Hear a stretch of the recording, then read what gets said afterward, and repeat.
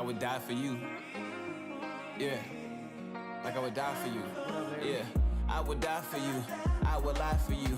Every night I stood up and I cried for you. I shed tears for the past that we used to have. Yeah, we used to have a fucking blast. And then you blasted, ratted on me, tatted on me, lied on me. Why you do that shit to me? You used to be my homie. Damn, what the fuck up, girl? I don't know, you used to be my world. Used to be my world. I used to wanna die for you. Yeah, sleep all night with the gun in the hip. And I used to look for the niggas to fucking spray up and Yo, it's your boy Leroy Mitchell. Welcome back to All the Way Bias Sports Podcast, Sports Talk, whatever you want to say. You know, we here talking that good sports talk. Right now, you can see in the camera, the best team in NFL is who? Wait, let me not curse. The Minnesota Vikings. Oh, the Minnesota. One time for the Minnesota Vikings, one of two undefeated teams in the NFL. Holla at us. Hey, it's been a long time coming since we got our due, and the season's still early, but we'll take our early start. We got a bye week this week, but I'm just letting y'all know right now. All the way biased, we got to start out by showing respect to the best team in the NFL, okay? It's the Minnesota Vikings. If you got a problem with that, if we played your team already and beat your team already, I don't want to hear nothing. And if we have not played your team already and we are coming to play your team, then we can talk about it, okay? But as of right now, there's only two undefeated teams in the NFL, so I don't care what you're talking about. It's the Vikings and the Chiefs. Let's go. Let's go. It's the Vikings and the Chiefs, okay? That sounds like a good Super Bowl to me. I'm trying to see the Vikings play the Chiefs in the Super Bowl. Who else trying to see? Y'all trying to see that? I'm trying to see that. That's what I'm trying to see. Okay, enough of that. Let's get to what we came to talk about today. How y'all doing today? So today, what we talking about? Sports, of course. We gonna cover the NFL, cover last week's games, cover this week's game, starting with tonight's game, San Francisco and the Seattle Seahawks. We'll also get into that UFC 307 that just happened this past Saturday in Utah, where Alex Pereira defended his light heavyweight championship belt against Khalil Roundtree Jr. It was an amazing fight. We'll get into that. NBA preseason has just kicked off, so obviously y'all know I'm a huge NBA fan. Especially now, the NBA has definitely has garnered my attention in a big way, much more than it did before. So we're gonna get into some of that early information, just kind of see what's popping off in the NBA. A few trades that happened. Obviously, you got LeBron and Ronnie playing. A lot of stuff going on in the NBA. So we'll get into that before the season start. MLB playoffs. You got the playoffs going. I'm in Milwaukee.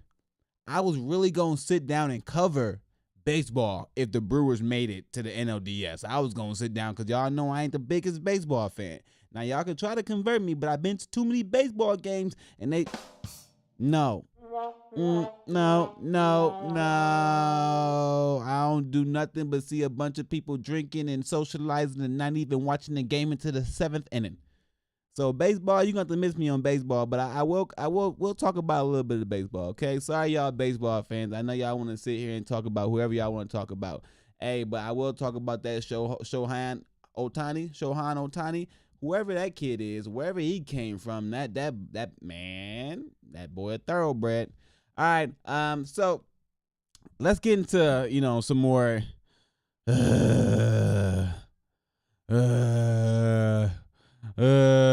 more dramatic, sad, depressing news first.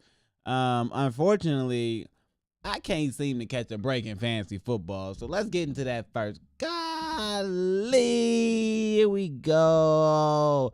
Why? Tell them that it's human nature. Why do y'all do me this way? Man, come on. Look at this. I've been losing fantasy for no reason. Every week, I feel like I should be 5-0 and I'm 1-4 for no reason. Man, something always go wrong. Okay? Dang, what the hell is going on? All right, let's go ahead and talk about this real quick. All right, so obviously I lost 109 to 105. Biggest reason why, Aaron Jones got hurt, okay? Aaron Jones, come on, man. So let's go. Come on, Aaron Jones. Aaron Jones got hurt and didn't come back. And I knew at that point it was going to be a tough sledding. Let's talk about some other players on my team who ain't producing. Travis Kelce. Man, if you don't score a touchdown, okay, you just been, man, this ain't going to cut it, bro. I need 16 or 17 points. I had Travis Kelce going in to Monday Night Football, right? I had Travis Kelce, and I was only down whatever it was, 15 points. All I needed Travis Kelce, just give me one decent game, bro. With a tutty, man. That's all I needed. Couldn't even come through.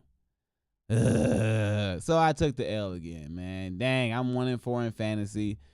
I don't think I should be 1-4. I feel like if we just added all the points up, they be lying. I should be beating these people, but I'm just making bad decisions, I guess, with who I'm starting and who I'm not starting. And then every week is always some unfortunate issue where it's an injury or something going on. But we going to try to get back on track this week, all right? We not going to give up. We not going to quit. We not going to quit. We gonna come back, okay? I feel like I should win this week, too. Look at this. Wait, I feel like I should win this week, too. Okay, so we might have a little bit of a couple of hiccups. I'm not sure if Neighbors going to play with that concussion for New York. But when I look at this across the board, man, and I got a lot of folks on the bench right now because of some injuries and then bye weeks. Man, if I don't get this win, I'm out, y'all. I'm just keeping it 100. If I don't get this win right here, I'm out. I'm done with fantasy. I'm quitting. If I don't get that win, I'm quitting fantasy. I ain't coming back. Nah, I ain't gonna quit. But I ain't gonna put as much emphasis on it. You know, at this point, I might have to win out. I mean, I might not have to win out, but I might have to win a lot of games to get into the playoffs. So, we got a 1-4 start. It ain't the best start. 1-4 ain't the best start, but we trying our best. We gonna try to get there. All right, let's get into the good stuff. Y'all ready? Let's do it. Let's do it. Let's do it.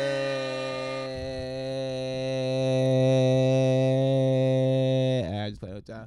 All right, so we are going to start off with the UFC.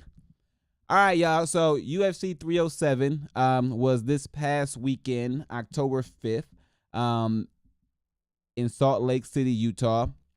So as you can see, we had Alex Pereira versus Khalil Roundtree Jr. A lot of people had Alex destroying Khalil Roundtree. I did have him. Obviously, you can go back and look at last week's episode. I did have him doing well. Maybe not into the 4th round well, but I thought like maybe 2nd round type stuff. But I did think he was going to be able to stand up a little bit. But he did do a lot better than I thought he would do. So if I break the actual fight down, so the fight went 4 rounds. Alex Pereira ended up finishing him via TKO with a few body shots and a nice little uppercut on the cage in the 4th round. When you break down this fight, striker versus striker, obviously Alex Pereira has the more prolific resume in terms of striking. Khalil Roundtree is well-rounded and has very, very good striking for MMA.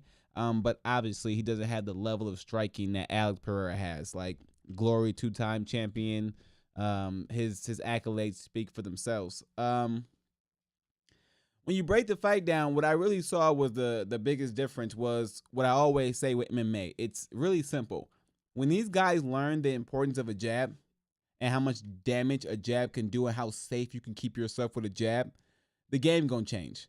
And I think Pereira is starting to realize now with MMA that his jab is going to be more effective than 95% of his strikes, especially if you have a powerful jab. If you have a strong jab, whether you want to switch stance and throw with your power hand or whatever you want to do, if you have a strong jab with small gloves, it's hard to block it. You can't block it, and it hurts. coming fast. And you ain't got the big boxing gloves to shell up and catch it. It's hard to catch a punch with those small MMA gloves. It just is. It's super hard to catch a punch. Like it's not easy.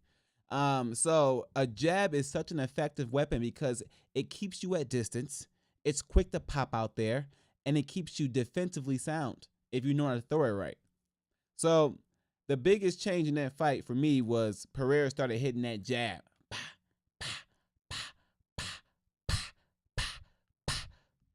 And he was beating Roundtree up. That boy out. That boy, I don't know what eye he was seeing out of, but he was only seeing out of one of them. That boy was a cyclops. I'm telling you, he was a cyclops out there. He was struggling to see. Only had one eye was operable during that fight, especially towards the later rounds, and it was because of that jab. So, I do think Roundtree deserves a round of applause, though. He came to fight, and he didn't shoot a takedown, and he had a couple big moments. I think if you truly break the fight down and you say, okay, where do I think Khalil Roundtree had the best opportunity to win this fight? Honestly, I think his best shot was to lure Alex in a little bit more. And then blitz back. Like, Alex, obviously, the way he defends using his body a lot. He'll use his arms, his shoulders. He uses his height, lean back. He'll also roll a few punches, not too much, but a little bit. And he does evade well. And he's good in the comeback exchange. So, like, if he throws, then you throw, then he'll throw. Like, he's good in that little exchange. You have to get good in that exchange, right? A lot of people lose in that exchange with him. You're gonna have to learn how to throw back, then throw again. And that's what it comes down to. A lot of you guys are throwing, waiting for him to throw, and then trying to reset the whole process. It's not gonna work against a elite striker. It's one continuous motion. Okay, it's a dance. It's one. You do one dance move, the next dance move, the next dance move. You ain't taking no breaks in between dance moves. It's one continuous motion. I think that's what a lot of these strikers are understanding. They're getting caught in that pause of the dance. Stop pausing. Stop stopping. You're getting caught there every time. And then you're getting pushed back and you're getting finished. So you're going to have to meet Pereira at the dance and dance with him. If you don't, you're going to have a long day. So all these guys claiming Ankalaev, all these guys claiming they want to get in there and strike with him. Nah, bro, don't do it. It's not a good look for you. You think you know what you're doing and what you're talking about. I know you feel confident in yourself, Ankalaev, but you ain't fought nobody that shows me that you're going to be able to stand up and take this. He going to beat the hell out of you just like he did everybody else that thought they was going to get in there and stand with him. It's not going to work. Okay? Y'all ain't got enough skill.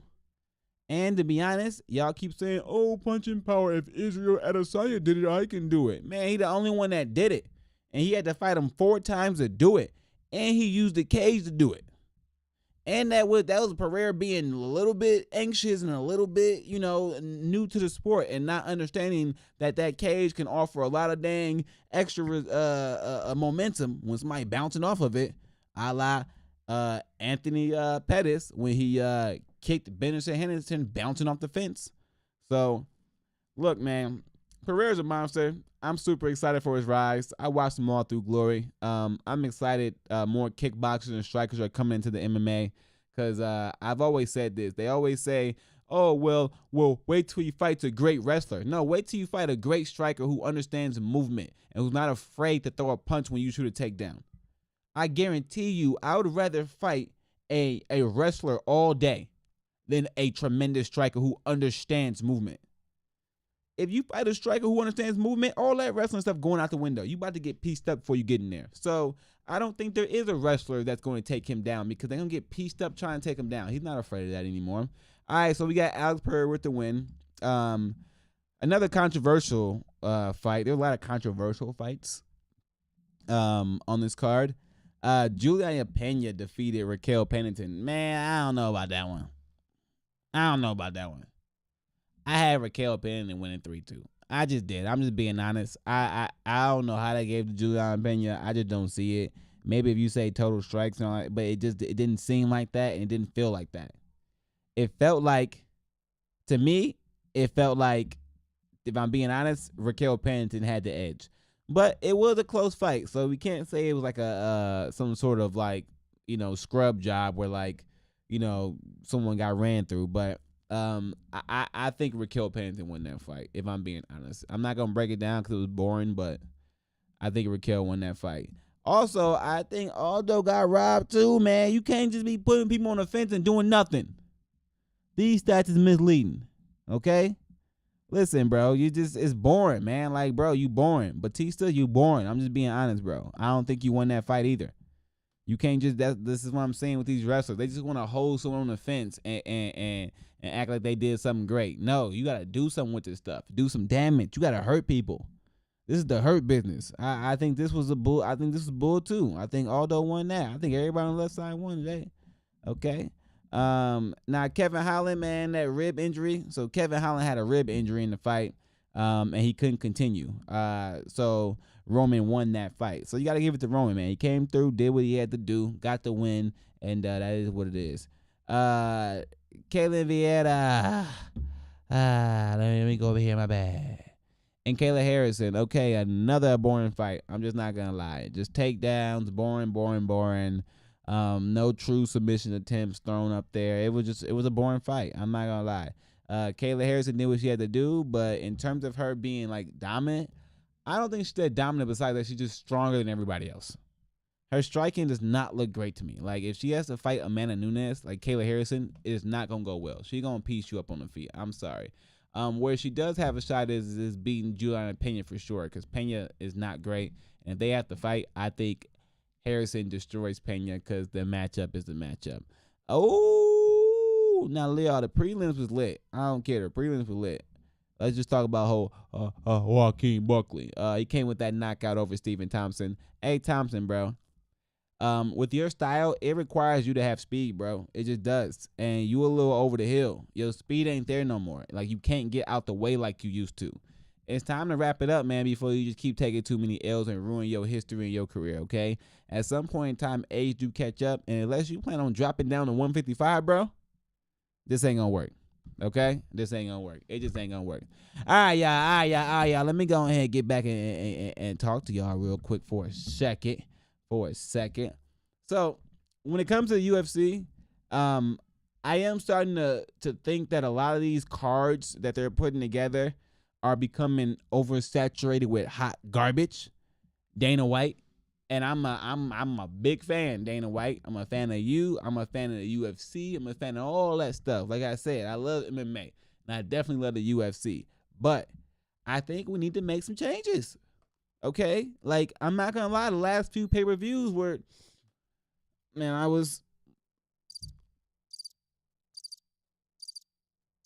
I'm just being honest.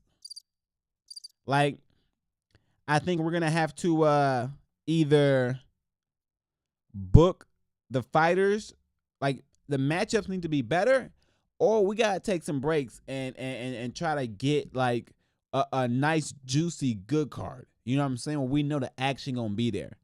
All right, like, it's too much hugging going on and I can't wait for the rules to change, especially for the need opponent, the down opponent, and that 12-6 elbow, because we need more action, man. I'm not gonna lie, like, some of these fights, like, these fighters just want to win. Like, they're not trying to entertain us, and this is entertainment, guys.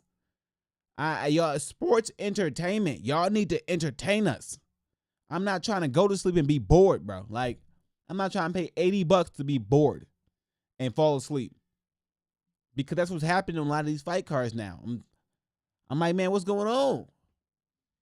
Who the matchmaker? Let me choose. Hey, Dana White, if you watching this, hey, at UFC, if you watching this, hey, can I be a matchmaker? Let me do matchmaking for just one card. I don't care where it's at, the Apex, it could be anywhere. No, y'all ain't doing the Apex anymore. Let me do matchmaking for one card, okay? Because it's about stylistic matchups, all right? Y'all not doing this right. Some of y'all not doing this right, okay?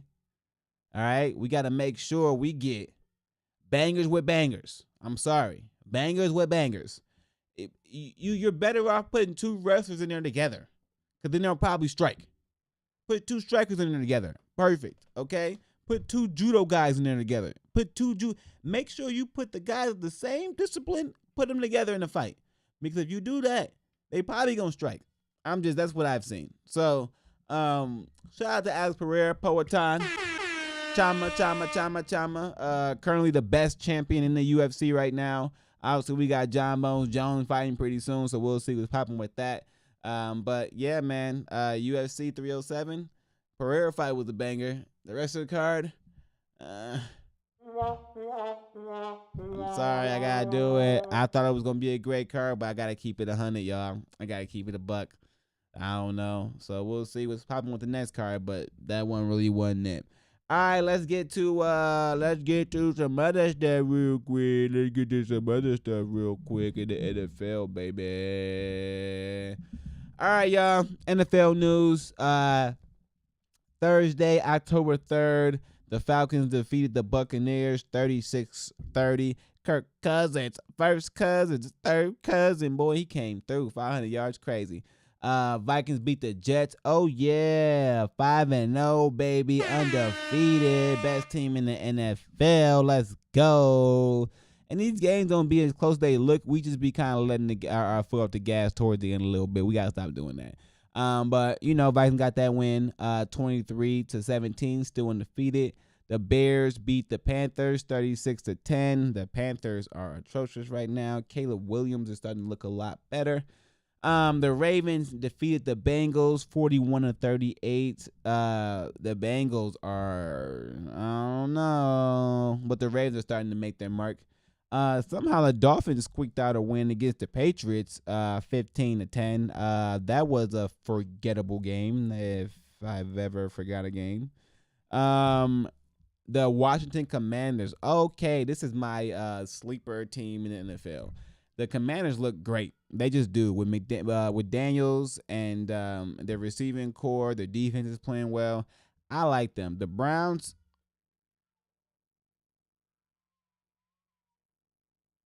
Deshaun Watson gotta go.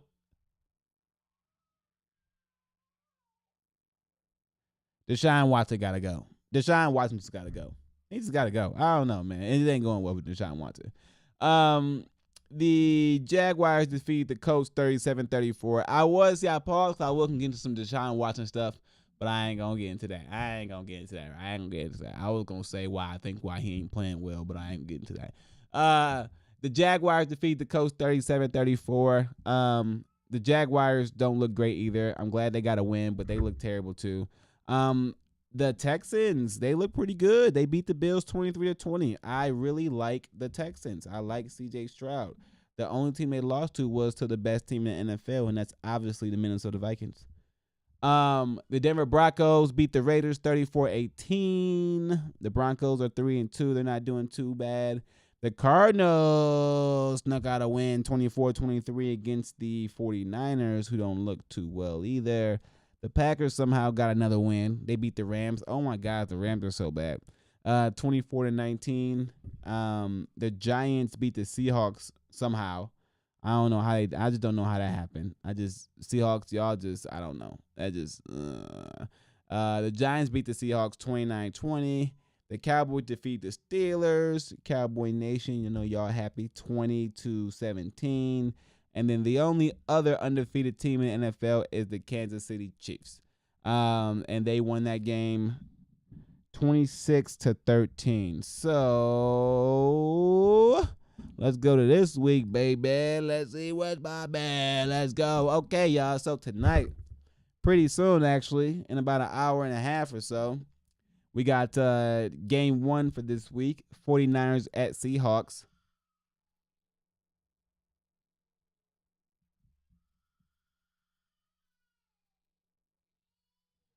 I got this game's tough. I got the 49ers. I'm gonna take the 49ers only because I got 2 of their fantasy players. I got Mason and Kittle. So I'm gonna take the 49ers. And then the next game, Bears to beat the Jaguars.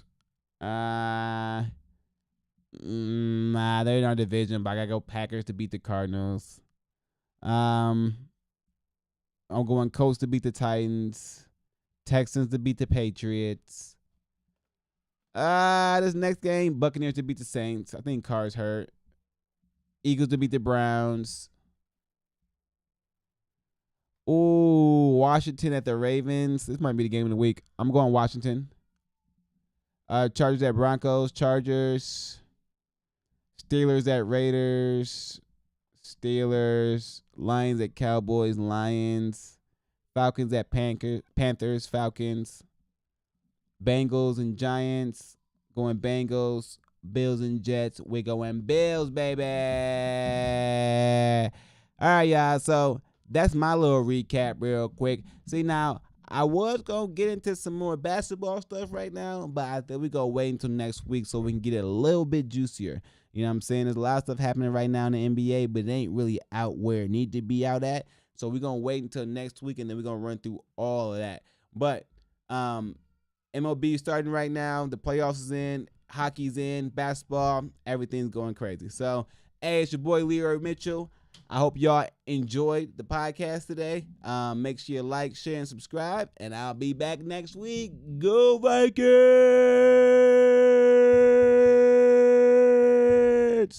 Dip, yeah, them niggas used to This fuck is with.